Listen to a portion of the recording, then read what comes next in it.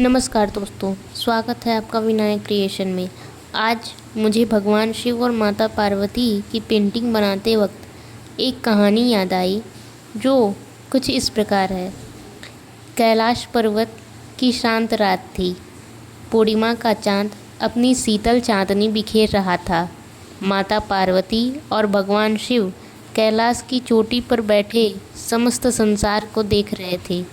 तभी माता पार्वती ने भोलेनाथ से एक ऐसा प्रश्न पूछा जिसका उत्तर आज भी हर भक्त को जानना चाहिए।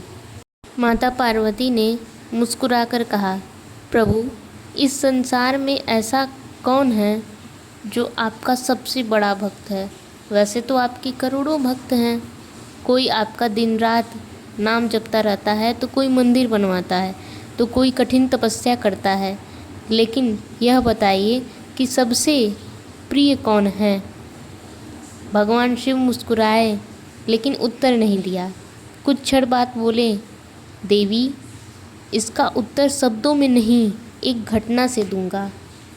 भगवान शिव अपनी जटाओं में गंगा जल की एक बूंद पृथ्वी पर गिराई। उसी क्षण एक दृश्य प्रकट हुआ। एक गांव जिसमें एक गरीब किसान रहता था। उसका नाम गोपाल था। उसके पास न बड़ा घर था, न धन दौलत, लेकिन वह रोज़ सुबह उठते ही कहता, ओम नमः शिवाय। जो कुछ है सब आपकी कृपा है भोलेनाथ।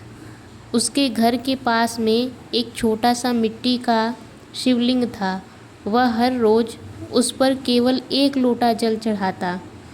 एक दिन गांव में भयंकर सूखा पड़ गया। तालाब सूख गए। लोग पानी की एक बूंद के लिए तरसने लगे। गोपाल के घर में भी केवल एक लोटा पानी ही बचा था। गोपाल की पत्नी बोली, इसे बच्चे के लिए बचा लो। गोपाल बोला, यह जल पहले भोलेनाथ का है, फिर हमारा। वह शिवलिंग पर जल चढ़ाने के लिए निकल पड़ा। रास्ते में उसे एक बूढ़ा यात्री मिला जो बहुत प्यासा था। वह बोला, बेटा, एक घुट पानी मिल जाए तो मेरी जान बच जाए।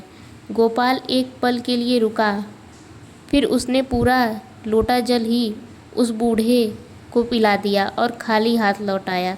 उस रात माता पार्वती ने पूछा, प्रभु, आज आपके शिवलिंग पर जल नहीं चढ़ा? भोलेनाथ मुस्कुराए और कहें, देवी, आज जल सीधे मुझ तक पहुंचा है।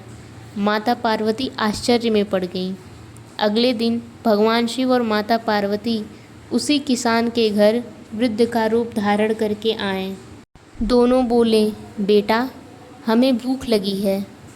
उस समय गोपाल के घर में केवल 2 ही रोटियां थीं, जिसमें से एक बच्चे के लिए और दूसरी रोटी पत्नी के लिए थी। गोपाल ने बिना सोचे समझे वो दोनों रोटियां अपने घर आए मेहमानों को दे दी। वह खुद और उसका परिवार भूखा सो गया। रात को माता पार्वती बोली, प्रभु, यह तो स्वयं भूखा ही रह गया। भगवान शिव बोले, जो दूसरों की भूख मिटाता है उसकी भूख मैं स्वयं मिटाता हूँ। कुछ दिनों बाद गांव में महामारी फैल गई।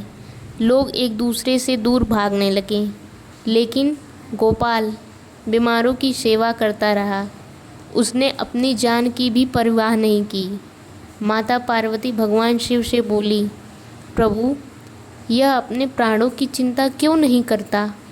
भोलेनाथ ने उत्तर दिया, क्योंकि इसे अपने प्राणों से अधिक दूसरों के प्राण प्यारे हैं। यही सच्ची भक्ति है देवी।